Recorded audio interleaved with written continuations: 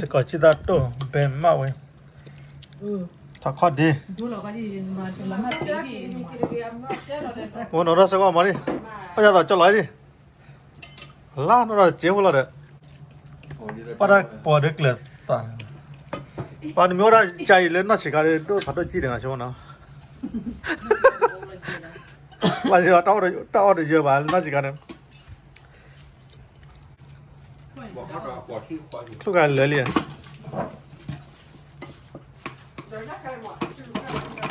เด็กปุ๊บหรอฟังแล้วสิ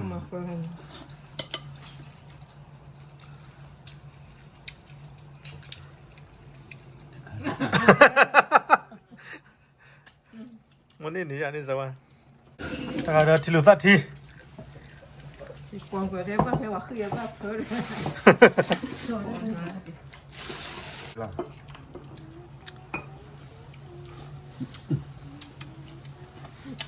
เกตตีนยาเล่นตัวนะ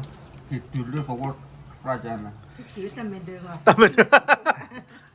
กิดช็อตจุดเรื่องเบกอนดอกคุณยายเบกอนดอกก็กว่าเราได้โมเดลนอนเกติวละทุกพวกแล้วทุกพวกยาละชีวิตเลยเลยนะเกติยาละอยู่เรื่องนี้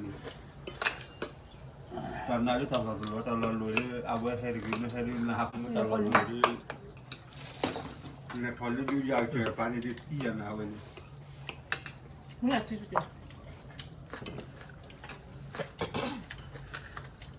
บอลลูนพอลนี่ที่อู๋พวกอู๋บอลลูนพอลนี่แล้วไปไหนแล้วที่เราจังหวัด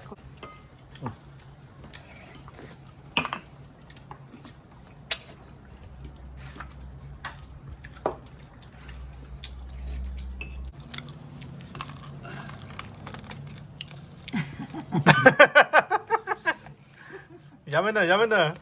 อ่ะปวดพัดยูถึงนี่แล้วว่าไม่ปวดเนาะไม่ปวดมาบินเลยว่าแม่ปอดเจ้าหย่าเรื่องฟันเบปอดเพศเบข้าวเบเบเรื่องอัพโหลดไม่ปวดจ้ะมันนึกมาเปล่าหรอเนี่ยมาอีกนะนี่เป็นยังไงอยากเข้าเทเลบีน่าพูดอะไรเนี่ย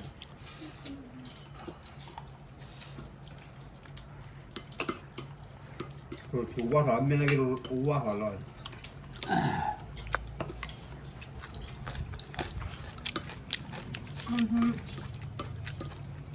มันนอนเลยทานแม่ได้นี่ลืมแม่เดี๋ยวลืมแม่ฮะมันนอนเราเจอกันเดี๋ยวกินกันเลยอะไรทำแบบลืมแม่มันนอนเลยอ๋อน่าเต้นนอนถ้าเปิดไม่หรอดอกขึ้นเลยพี่เขาเสียๆว่าได้กันเลยมันยังนอดเบียนอดเบลาคือละ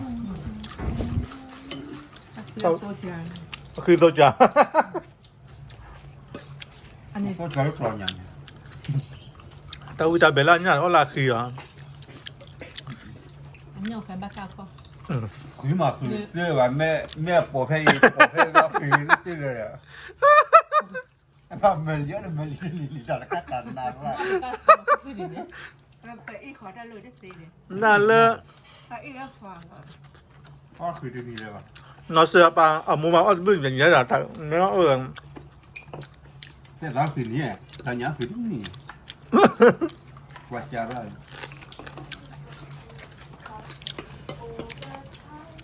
กูจงทวารีฝนก็ต้องทำอะไรนั่นนี่